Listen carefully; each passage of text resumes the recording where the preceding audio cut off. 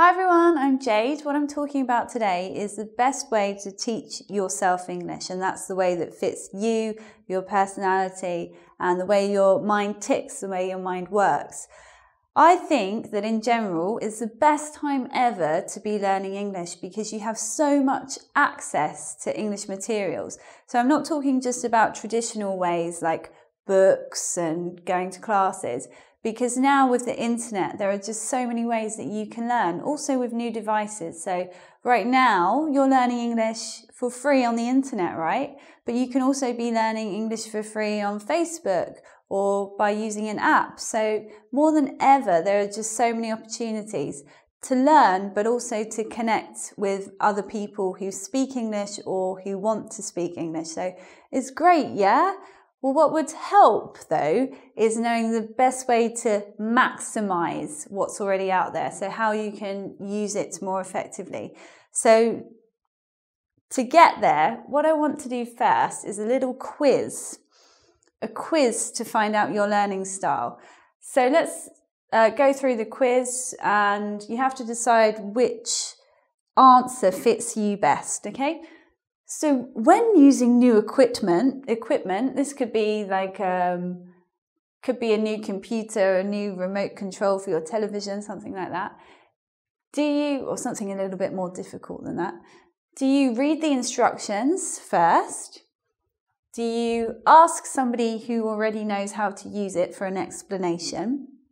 Or do you work it out by trial and error? That means you just start using it and learn yourself. Which one fits you? So for me, I am trial and error person. This is me, so I'm going to put a star there. Another good example of that is, have you ever bought any flat pack furniture that you need to put together for yourself? Well, you know, do you read the instructions first? Do you ask somebody? Or do you just start? I'm this kind of person, and I can tell you that it often goes wrong because I just think, oh, it'll be fine. Next of all, when you're traveling and you need to find somewhere, do you use a map? Aha, we go this way.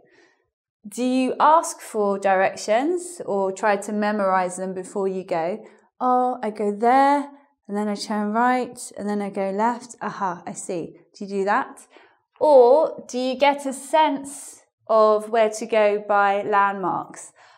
I've lived in a couple of different cities, and this is what I always do.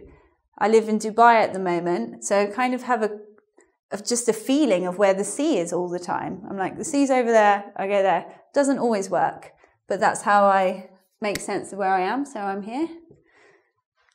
When you're cooking, what do you like to do? Are you someone who follows a recipe? I do that, I do that, I do that. Often people who follow a recipe do exactly the thing it says. Is that you?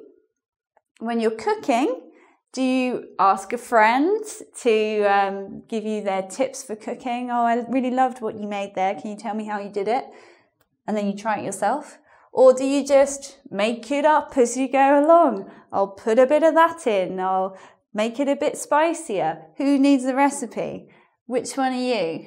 It's getting a little bit repetitive here, isn't it? How about this one? I learn best when I'm shown what to do. So you show me what to do with your hands. I see it and I go, right, I can do that now. I learn best when somebody tells me what to do. So they give you instructions, you hear it. You're like, aha, I know what to do now. Or do you learn best when you just have a go? You can listen to them, you can see what you're supposed to do, but you really learn when you can be practical and get your hands involved. Which one are you? That's me. And I don't know about this one so much because I think there's an answer that people are just not going to admit to. When you're with friends or when choosing a partner, it's most important how a person looks? This is the one that I'm saying I don't think people will admit to. Or is it important what people say? You like to hear them saying all the right things and then you know you trust them. Or is it important how that person makes you feel? It's not so much in language, it's not how they look. So you decide. For me, it's this one again, all this side. So I'm going to tell you what that means now. These are different learning styles. This one is visual learning style with your eye, visual. This one is auditory learning style, learning by hearing. And this one is kinesthetic learning style, learning by doing. Okay, so it's said that we each have a learning preference. So if you found you did this quiz and maybe you got 4 out of 5 in the visual, that means you're a visual learner, and I'll tell you more about that in a minute. If you did the quiz and you had 2 in the auditory section, that means that maybe sometimes you have a preference for learning this way, but if the rest of them were in the kinesthetic part, your strongest learning style is kinesthetic, and that's to do with feeling. So what we're going to learn next, or what I'm going to tell you next, is how these different learning styles relate to you learning English more effectively. So we'll look at the different learning styles and I'll tell you what you need to do to learn English more effectively. Let's have a look at the different learning styles in more detail, and then after that I'm going to tell you what learning methods are good for you to try if you're a particular learning style. So 30% of people have a visual learning style. So one way to recognize these people is they speak really quickly. The people who speak the fastest have a visual learning style. And it sounds pretty good to be this kind of person because they learn quickly. When they learn, however, they do need to see something. They need to see an image, a text, or a diagram, and that helps the information go into their brain. This is the kind of person who remembers faces. You're like, have we met before? But you probably don't remember the name of that person. When you learn, taking notes is useful for you. But on the downside, not really able to listen for a long time because you lose your concentration. So they're the visual people. What about the auditory people, people who learn by hearing?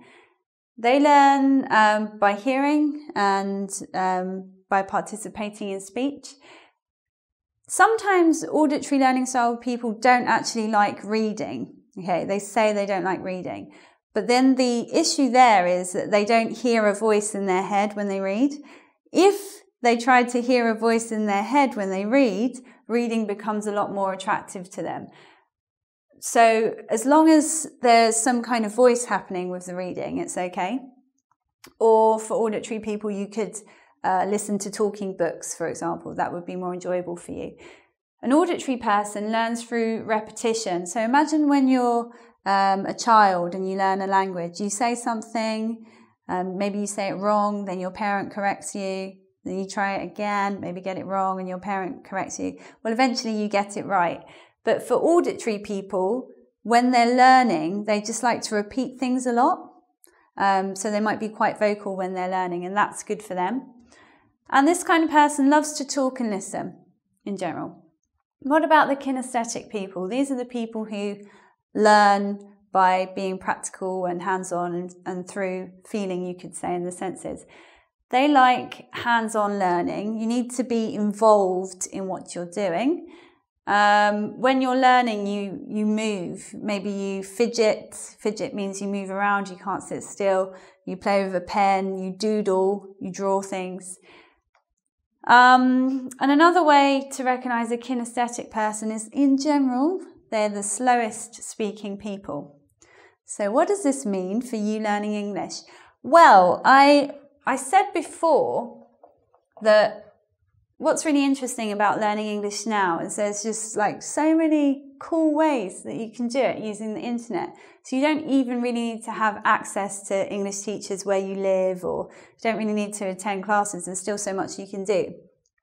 So what's good for you? engVid video lessons. Well, of course it's great for all of you, but let's break it down a bit. The thing about engVid lessons is there's a visual aspect and there's also an auditory aspect. So that means that you get three stars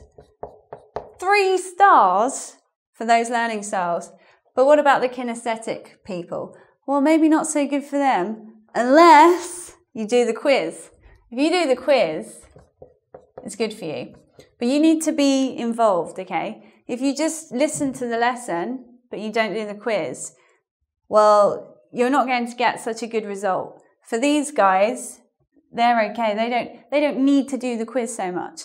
But kinesthetic people really need to do the quiz to get the maximum benefit.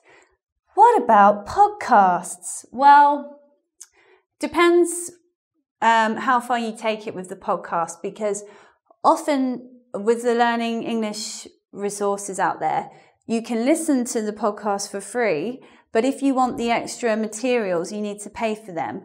So the extra materials are usually like quizzes or PDFs that you can read. So if you're a visual person, you probably need to invest in those materials for it to be worthwhile for you. So I'm just going to put 2 stars for visual people, unless you have something you can read at the same time. But it's of course great for the auditory people.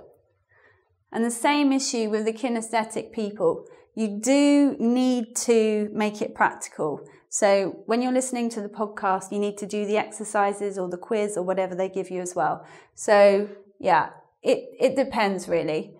So it could be 2 stars. It's not the best way for kinesthetic people. What about gap fills online? For many people, doing this kind of grammar exercise when you just find a random English site and do a gap fill, for many people, that's quite a boring way to learn. But there are some people out there who just like doing grammar exercises. This can be good for visual people because they learn when they're seeing things. But I find this quite a boring way to learn English in general, so I'm just going to do 1 star.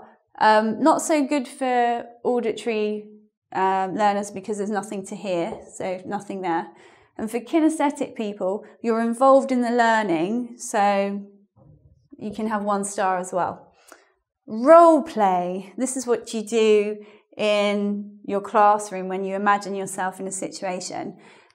Here's something you probably didn't know. Visual learning people just can't do it. They can't improvise unless they're told exactly what to do. So this probably makes them feel awkward in the classroom. Auditory people, they're pretty good at it because they just like speaking and listening. And kinesthetic people, they learn by doing, so it's good for them as well. But they speak slowly, so it might take them time to say something. Apps. Well, it depends what the app is, of course. But it's a little bit visual, isn't it? Could potentially have sound in it, so it depends. And for kinesthetic people, it's okay too. I'd say it depends on the quality of the app rather than the learning style here. For Facebook groups, what I actually quite like about this is if you join lots of those Facebook pages, people make images with just some vocabulary in them or idioms. And I think that's really good just to sort of daily see something like that, where you can learn an idiom without really trying. So that's really good if you're a visual learner, because you'll see it and you understand. For the others, nothing special really. Films. People often say, when I watch a film, should I watch it with subtitles or without? I think generally watching it with subtitles is a bit of a distraction. And if you're an auditory learner, you're just watching, if you're reading the subtitles, you're not really paying so much attention to the film itself.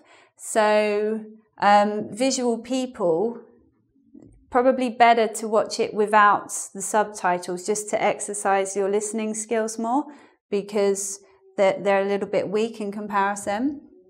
So for you guys, no subtitles.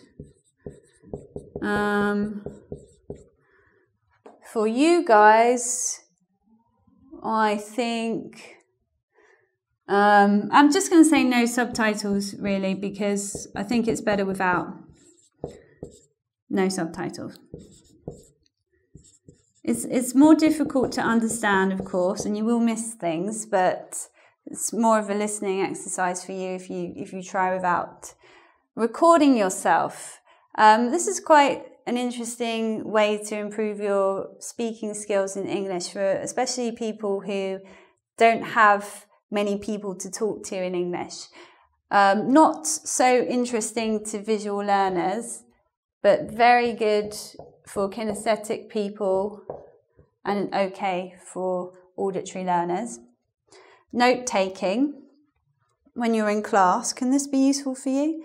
Useful for visual learners and kinesthetic learners.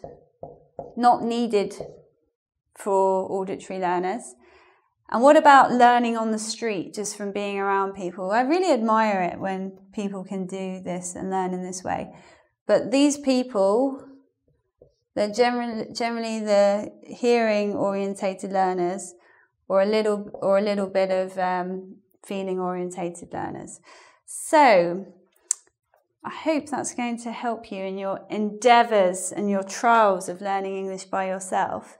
What I'd like you to do now, kinesthetic learners, is go and do the quiz, but I'm not excluding anyone else from doing the quiz. In fact, I'd really appreciate it if you went to do the quiz as well, but it's especially important for you guys to do the quiz.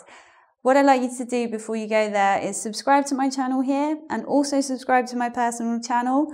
And I am finished now, so I'm going to go.